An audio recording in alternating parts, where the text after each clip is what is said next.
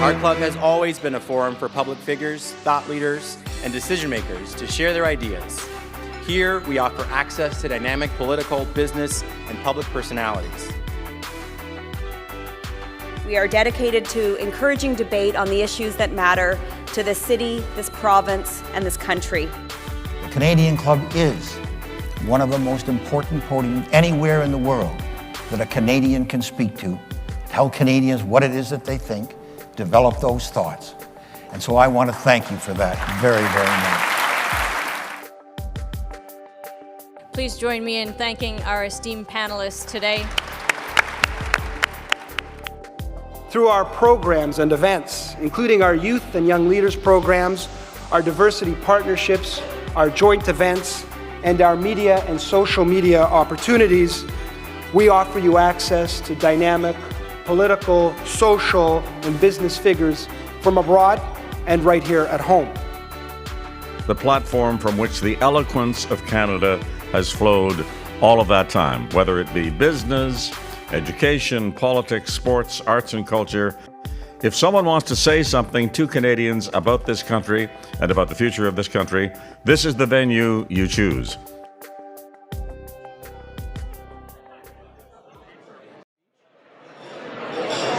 Ladies and gentlemen, welcome back.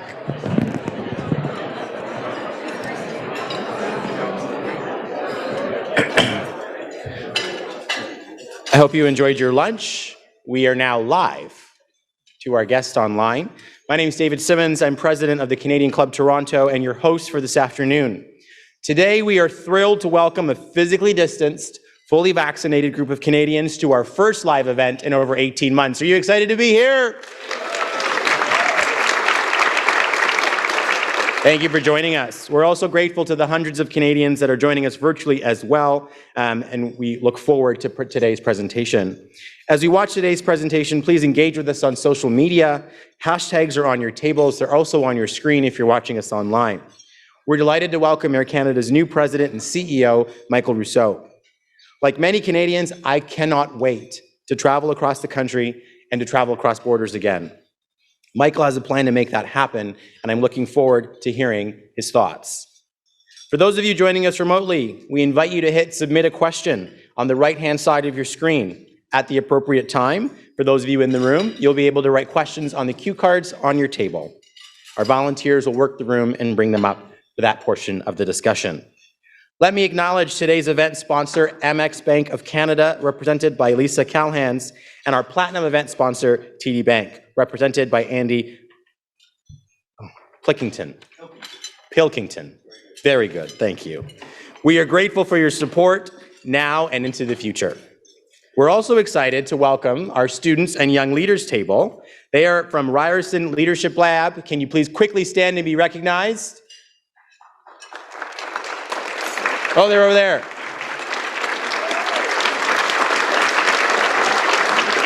Thank you.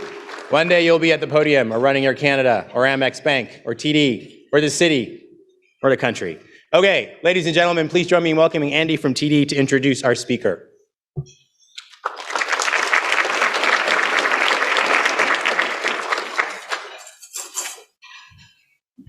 Thank you very much for that, David, and believe you me, I've been called far worse.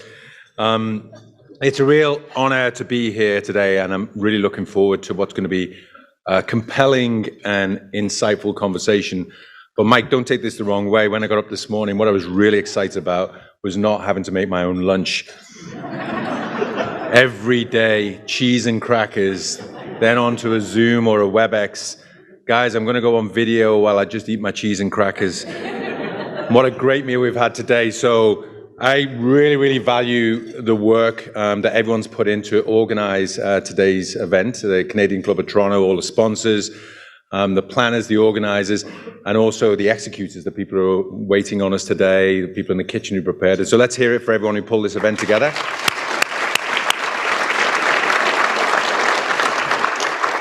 So running TD Bank's consumer lending businesses, this topic of discussion today is particularly interesting to me. We've got a long-standing relationship with Air Canada and have a superb track record of delivering unmatched value for our cardholders. And I'd be remiss, and this is a small commercial, so bear with me, but if I didn't mention the recent Aeroplan and Uber Canada collaboration, where we're helping our TD Aeroplan cardholders save money on grocery delivery and food delivery, as well as their Uber rides. They get a free Uber Pass membership. So please, if you haven't taken the offer up, it's still available. Please avail yourself. When you think back 18 months ago to the spring of 2020, you know, how different the world looked then and what it does now.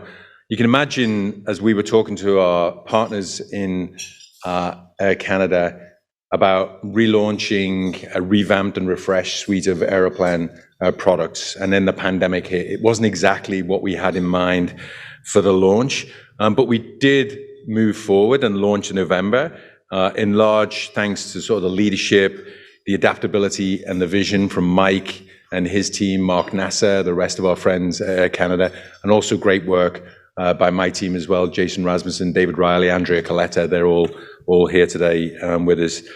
So I can't think of a better person than Mike to walk us through how this whole thing is going to turn around. And I actually spent the early part of my career as a graduate trainee at British Airways, and you really have to work in the airline industry to truly understand the complexity and sort of challenging environment it can be, even in the good times. So I have to say, applaud everybody at Air Canada for the resilience, the tremendous resilience that they've shown over the last 18 months. And they're clearly going to get Canada up and moving again, which is great. Now, as luck would have it, I actually played golf with Mike at the Air Canada annual fundraising charity tournament, the Air Canada Foundation. And I remember Warren Buffett once said that when he invests in companies, he'd never invest in a company where the CEO is a scratch golfer. You know, clearly he believes that they could be creating shareholder value instead of playing brilliant golf. You know, and far be it from me to advise the sage of Omaha on his investment strategies, but Mr. Buffett, having seen Mike play, you are free to go long on Air Canada stock all day long. Okay, on to the serious stuff. Mr. Michael Rousseau was appointed Air Canada's President and Chief Executive Officer in February 2021. He previously was the airline's Deputy CEO and Chief Financial Officer, a role held since January 2019. As Deputy CEO and CFO, Mr. Rousseau had oversight for several significant corporate initiatives and businesses, including Air Canada Rouge, in addition to his responsibilities for the airline's overall financial strategic direction. From 2007 to 2018, Mr. Rousseau was EVP and CFO, and he's played a significant and highly strategic role in Air Canada's successful transformation over the past decade. Prior to his time at Air Canada, Mr. Rousseau held executive positions at Hudson's Bay Company, Moore Corporation, Silcorp Limited, and UCS Group. He was named Canada's CFO of the Year for 2017 by Financial Executives International Canada, and is currently a member of the Board of Directors at Resolute Forest Products. He's also not a bad golfer, I promise you. Without further ado, let's welcome Mike to the stage.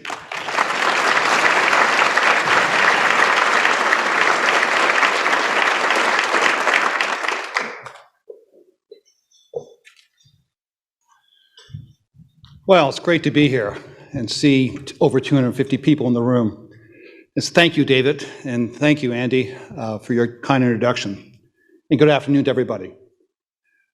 I appreciate the honor the Canadian Club's providing me to speak at your first luncheon since the lockdown. It's good and refreshing, again, to be together with people after 20 months of Zoom and Teams calls. To recognize this, I decided to reciprocate the honor by changing out of my jeans and sweatshirt and putting on a very classic business suit. Even better, as David said, I'm pleased to report that I still fit into both the jacket and the suit.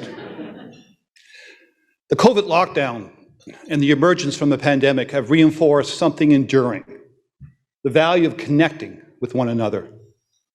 This simple yet essential aspect of life allows search of us as individuals to grow on all levels. including emotionally. And that fuels a proper functioning of society and the economy. It is how we recognize humanity.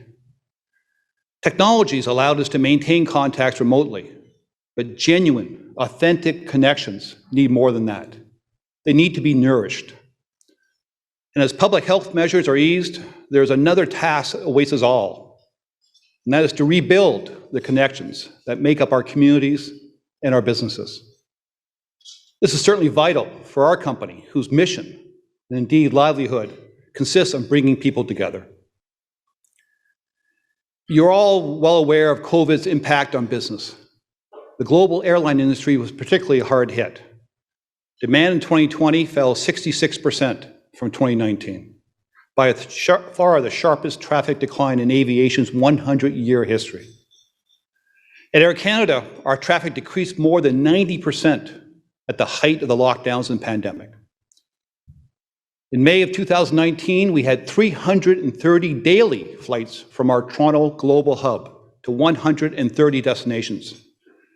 By May of 2020, we were down to less than 30 daily flights to 22 destinations. System-wide, we carried 13.7 million people last year. That sounds impressive, but we carried 51.5 million people the year before that. And most painful of all, we had to lay off over 20,000 employees, more than half our workforce. And of course, finally, COVID caused us severe financial hardship. At worst, we were burning $1 million in cash per hour. This led to an operating loss of $3.8 billion in 2020 versus operating income of nearly $1.7 billion in 2019. Contained in our financial reports, however, was one vital number. It ensured Air Canada's survival and is the foundation of our recovery. We entered the pandemic with more than $7 billion liquidity. That gave our airline one of the strongest balance sheets relative to our size in the global industry. We reinforced this by raising an additional $6.8 billion in 2020. Still, we could not be certain of the length or the depth of the downturn. And this is why our support agreement in April with the federal government was important. It made available up to $4 billion in extra financing through fully repayable loan facilities. To date, we have not drawn on any of this money, and nor do we intend to, except for the smaller facility to help with customer refunds, which have been paid. In fact, what the government really provided us was a level of insurance. This, along with our strong brand, excellent collateral, and may I dare say, an incredible management team and outstanding employees, gave the financial markets confidence, for example, facilitating a $7.1 billion refinancing this past August. Now, with our financial position secure and customers returning, we've embarked on other aspects of our recovery. First, and this pleases me the most, we are recalling furloughed employees. Since the beginning of this year, we've recalled 9,600 of our employees. This will bring our total headcount to 27,000, compared to 37,000 prior to the pandemic. We plan further recalls, and we're also looking to recruit thousands of new employees. The pandemic's been grueling for our employees, both those who lost their jobs and those who remained. I'd like to take this opportunity to publicly acknowledge all of them for their sacrifices. I thank them for their contributions as we successfully managed through the pandemic.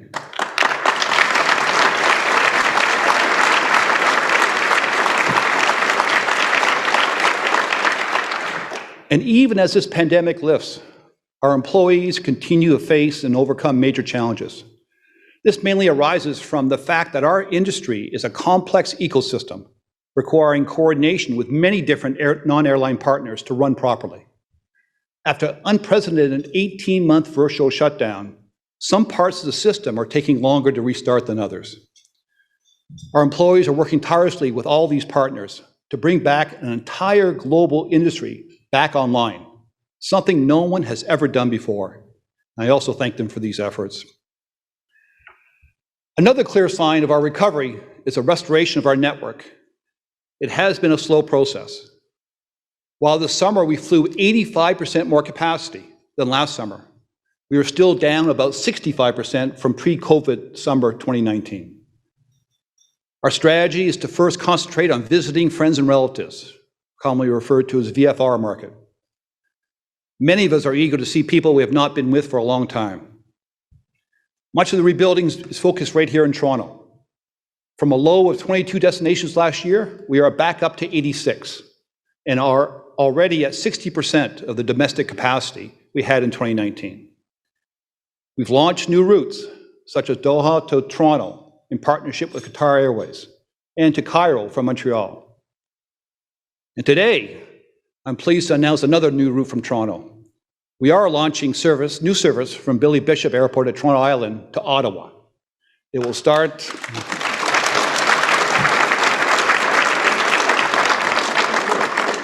October 31st with 4 return flights daily, and then grow next summer to eventually up to 8 daily flights. And with respect to Toronto Pearson, we do foresee an accelerating recovery. Our current aim is to reach 75 to 80% of our pre-pandemic schedule next year.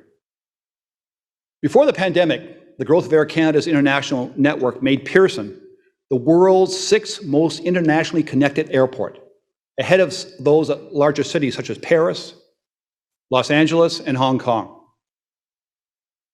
We will do this, as we've done before, with a special emphasis on connecting Canadian customers, attracting Sixth Freedom traffic, where international travelers connect through Canada, to and from the US, and by adding new flights when demand warrants. We are also ramping up customer service. With the onset of COVID, we suspended many onboard and airport services for the safety of our customers and our crew. That was necessary, but difficult, since we had spent years fine-tuning these amenities and had won many awards for them. We continue to prioritize safety, so our industry-leading Air Canada Clean Care Plus biosafety program remains. But we have been reintroducing onboard services, and our Maple Leaf lounges are finally reopening. We will continue to adapt our approach, but always keeping safety at the core of every decision we make. Our aim, though, is not simply to return to where things stood before the pandemic. Many of our safety innovations have increased convenience and moved us further along the holy grail of the industry, which is a frictionless airport experience. In select airports, we've introduced virtual queuing instead of physical lineups, touchless check-in and bag drop, and electronic bag sizers for carry-on. Our Maple Leaf lounges have touchless access and food ordering. We also have a facial recognition pilot project for boarding in San Francisco. Technology will have a central role going forward, allowing us to provide a satisfying, individualized experience to tens of millions of customers each year. This is why we're devoting considerable resources to such things as AI, machine learning, and analytics, as well as mobile and digital technologies. As exciting as these tools might be, there will always be a need for positive human connection. At the end of the day, airlines are in the customer service business.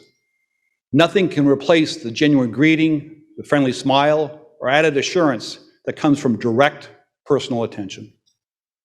This is something that has remained a priority during COVID. So, I was very pleased when we announced this morning a number of customer service awards from the recent 2021 Skytrax World Airline Awards. Air Canada won for Best Airline Staff in Canada and in North America, Best Business Class Lounge in North America, and Excellence for our COVID-19 response.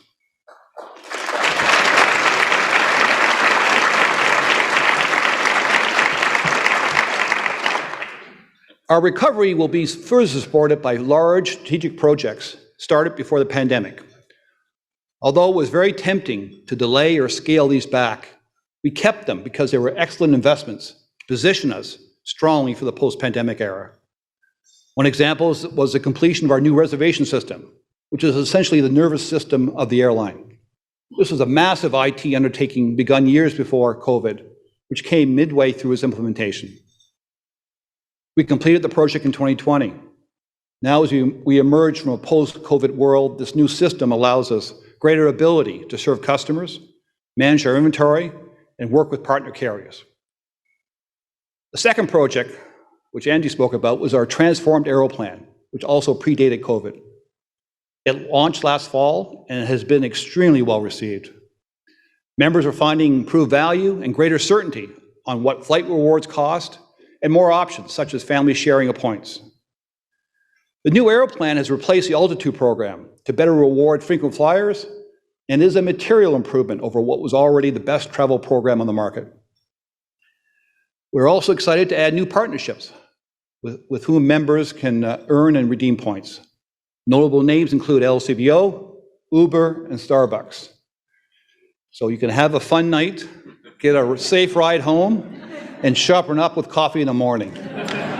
And earn points on top of that, and that's customer service.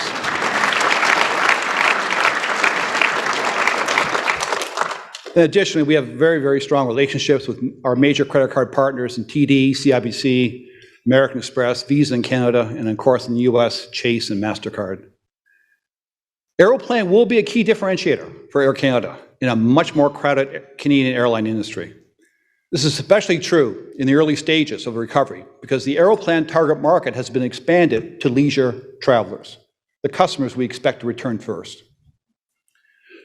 Another program we actually accelerated on account of COVID was our fleet renewal program. With decreased demand, we were able to remove 79 older, less efficient, and less environmentally friendly aircraft from our fleet earlier. At the same time, we continued on with deliveries of our new narrow-body aircraft, including the Airbus A220, built here in Canada. As a result, we're entering the post-pandemic with a more efficient, right-sized fleet, making us more competitive and advancing our sustainability goals. A fourth program that is proving to be invaluable is our Air Canada cargo expansion. Although historically an ancillary business, we began modernizing and expanding ACC prior to COVID, for example, forming a partnership for drone deliveries. But with a pandemic, even greater needs and opportunities arose. Typically, most air cargo travels in the bellies of passenger aircraft. But with so many commercial flights grounded, capacity soon became scarce. The situation persists to this day, made more difficult by congestion and other cargo modes, such as the ocean container shipping, and by the explosion in e-commerce deliveries. We were one of the first airlines to remove seats from passenger cabins to accommodate cargo, and we have operated over 11,000 all-cargo flights since mid-2020, where none were before. This has led us to convert 8 Boeing 767s into dedicated freighters, with the first 2 arriving this year. Further, we're also expanding and modernizing our Toronto Pearson cargo facility. Its improved cold chain capability will enable us to better handle shipments such as pharmaceuticals and perishables. The Toronto facility will be the only one of its kind in Canada and one of the most modern in North America. All of this investment will support a very exciting initiative called Revo, our e-commerce company. Partnering with our first mile and last mile partners, as well as a leading e-commerce software company, we fully intend and expect to take at least our fair share of this growing market, both internationally and domestically, leveraging our brand, our network, and logistic capabilities. Another deeply important initiative that's taken on greater urgency is Air Canada's environmental program. The pandemic has not only reinforced our need for personal connection, it has also laid bare our connection with the environment and amplified our awareness that climate change is humanity's greatest challenge. We have no choice but to accept our responsibilities in addressing this and to do our part. Fighting climate change is a personal priority of mine, and I'm very proud that Air Canada has been a leader. Since 1990, our fuel efficiency has improved by 43%. In the last 5 years, we undertook more than 115 projects to eliminate 145,000 tons of GHG from our air operations. Our commitment to sustainability continued through the pandemic. In fact, we made a major new announcement in March that we have set a goal of net zero emissions by 2050. We are also active in the area of alternative fuel, which would be an environmental game changer for the industry. We've been involved in supporting such fuels since our first demonstration biofuel flight in 2012. As part of our net zero emissions announcement, we also committed to invest at least $50 million in sustainable aviation fuel research, as well as in carbon reduction and removal. We look forward to continuing our part in this important initiative alongside governments and other partners. I cannot speak about sustainability and our commitment to a better world without saying how proud I am that despite the severe disruption of COVID-19 pandemic, we have been worked on new initiatives regarding diversity, equity, and inclusion, as described in our Citizens of the World CSR report. A collaborative, diverse, and inclusive culture is not only right, it is essential to our recovery and to our success. Another area of social responsibility where we are active is in promoting the health and well-being of children and youth through the Air Canada Foundation. It offers both financial and in-kind support to Canadian registered charities. In Toronto, the Air Canada Foundation is a groundbreaking partner for the construction of the new Toronto Sick Kids Hospital. I now turn to the role of governments, who I've got to know much better in the last little while. Rebuilding a society and an economy requires not more than lifting health measures. It requires concrete, constructive action. For our industry, this means setting policies for our competitive and efficient airline industry, which benefits all Canadians. Indeed, governments must be prepared to change policies in what has become a changed world. Apart from making travel fun, convenient, and affordable, a healthy air transport sector is a major economic contributor. In Toronto alone, we have more than 11,000 employees, making Air Canada one of the largest non-financial private sector employers in the Greater Toronto Area. We also spend significant sums operating our business.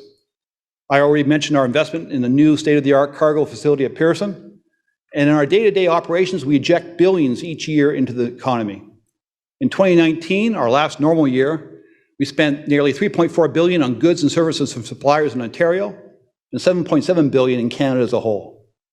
In fact, we estimate that prior to COVID, our economic contribution was $21 billion to Canada's GDP, and we supported the employment of almost 190,000 people. In order for us to operate at our potential and keep making this contribution, there are several things governments can do. The most immediate of which is, of course, to take a science-based approach to further relaxing travel restrictions. Federal government need no look further than its own expert panel report on how this can be done. Related to this, governments at all levels must better coordinate to develop a common approach to travel, both in domestic and international markets. By this, I'm referring to such things as vaccine certification and testing requirements. Greater standardization is required, particularly for sharing testing and vaccination documents with foreign governments for international travel. We will continue to work with all levels of government to ensure these initiatives are executed. Governments can also learn from the experience of COVID to fix the flawed funding model for this country's air transport infrastructure. Canada is an outlier among developed countries in terms of the extent in which it relies upon users to pay the cost of the air transport system. COVID exposed the shortcomings of this model. Once a user disappears, the infrastructure came under immediate pressure. This led to airport debt payment deferrals, higher fees for things like navigation and airport improvements, and even a requirement for direct government financial support. To cite one example, airport improvement fees increased at most airports in Canada.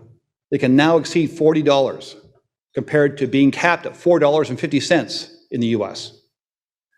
These and other costs, such as airport rents and city taxes, loaded onto our system, reduce the competitiveness and could hinder our recovery. No country charges these fees in the same extent as Canada.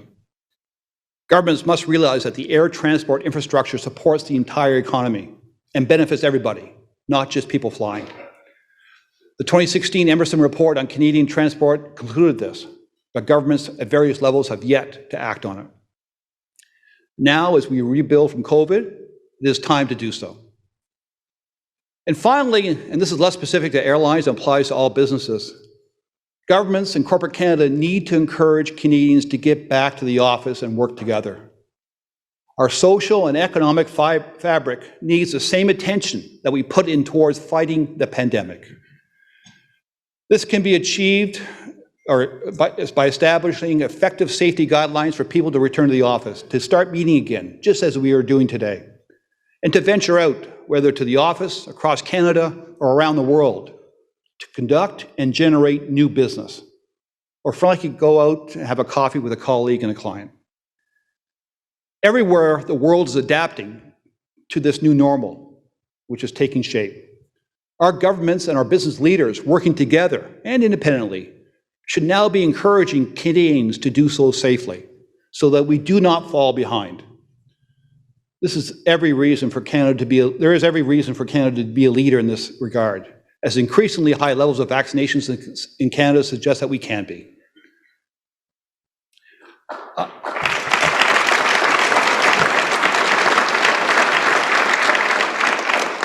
Finally, and most importantly, I am convinced that the worst of the pandemic is behind us. At Air Canada, our entire focus is now on safely restarting and rebuilding our business. Our vision for recovery rests on leveraging our strengths to reestablish ourselves as a Canadian global champion. This will involve restoring our global network, providing seamless connectivity with Air Canada partners, delivering consistent and superior customer service with innovative technology, and diversifying our revenue base, such as through Aeroplan and Air Canada Cargo. These are all means to an end, which is to continue to serve our customers and connecting them to the world and to the people and places they care about most. Many of you who are here today are part of our broad customer base, and I want to thank you for your loyalty and for choosing to fly Air Canada. I do hope that you share our optimism, and we look very much forward to welcoming you back on board. Thank you very much for the time.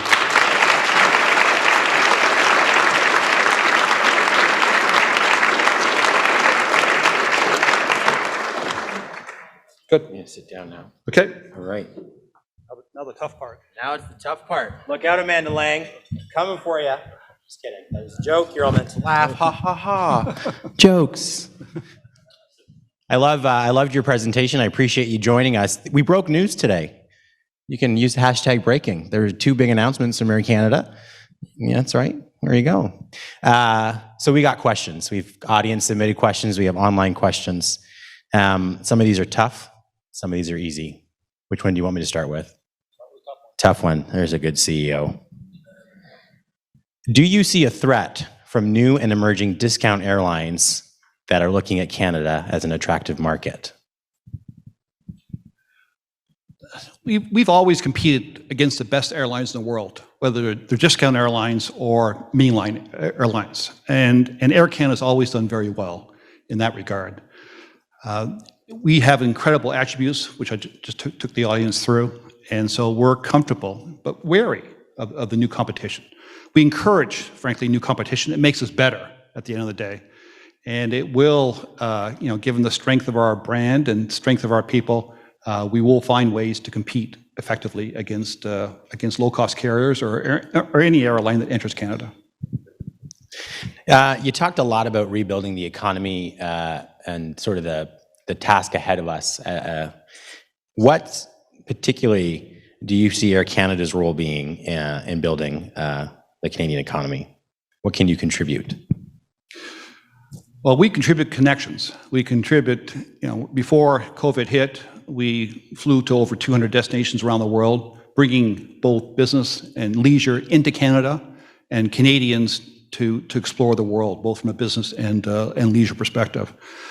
As we put together that network again, that's our biggest contribution to Canadians is obviously the GDP impact, which I spoke about, but it's also the social impact of allowing everyone to go visit and relax or go visit a friend. And that's almost equally as important as the raw GDP impact as well. There's a question here about ESG, corporate sustainability, the environment, governance. You talked a lot about that in your presentation. Is there anything that you didn't get to say in your presentation around Air Canada's purpose or vision under your leadership that you want to say now?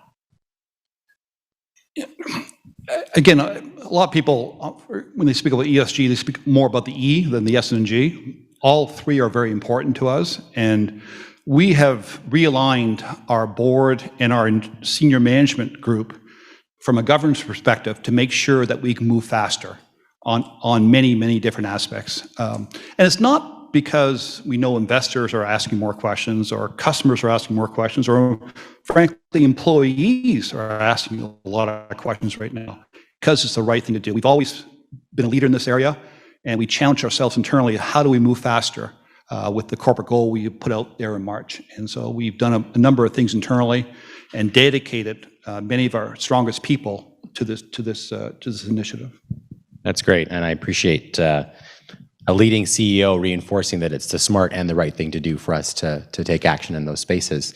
If there are any other questions from the floor, I think Colleen's floating around or online, we can pick those up.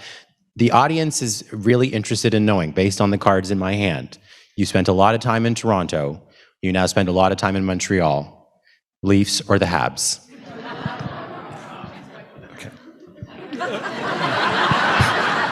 So we have a split family. My wife is all about Canadians, and I'm all about Leafs. Oh, yeah. This is honest, ladies and gentlemen. There you go. A two-team household. There you go. Audience questions, online questions. I know who won the Air Canada tickets. I'm not going to tell you yet. No other questions for Michael? Oh, we have a question. Yell it out. Yeah.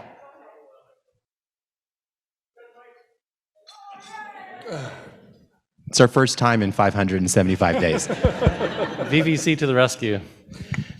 I'm anticipating that socially, we're going to snap right back to normal. We'll be going to Leafs games and cruises and traveling all over the place. But business-wise, I guess, is Air Canada anticipating that business travel will forever be changed? Simply because it's a dollars and cents issue, and if so, what effect will that have on the airline and private travel? Great question. So there's no doubt leisure travel is coming back much faster than business travel. We think business travel, once we get back to whatever the new normal is, a hybrid office, but certainly some activity at head offices will start coming back, but right now it's well behind leisure travel. What do we do about that? I mean, there's a lot of studies out there as to what may happen. Certainly, I think inter-company meetings are probably more at risk than client-facing meetings. And you know, we're well positioned, frankly, from a business perspective, to deal and adapt if there is a permanent reduction of some level in business travel. I'm not ready to say that right now. It's going to be a very fluid situation as time goes on over the next couple of years. But I can tell you that Air Canada will adapt. If the new normal is slightly lower than where it was in 2019, then we'll adapt to that situation. I can tell you that I really enjoy Zoom and Teams. I don't. And I really can't wait to get back in person. So I hope your thoughts are the right ones. If there are no final questions for Michael, I will announce, is that right, Colleen? I will announce the winner of 2 tickets to anywhere Air Canada flies. I'm happy to let you know that you can be nice to me on the way out because I won the tickets. I'm just kidding. Okay, can I get a drum roll or something? Ladies and gentlemen, Adita Julia from PricewaterhouseCoopers won the tickets. Are you here? Adita. Wave so everyone can see you. Thank you for taking me with you. I'm just kidding. All right, well, thank you very much, Michael, for your presentation. Let's give Michael a round of applause. Thank him for being here.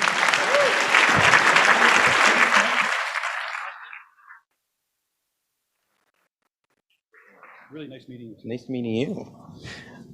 All right. Oh. These are Michael's notes. Breaking news. No, I'm kidding. Okay.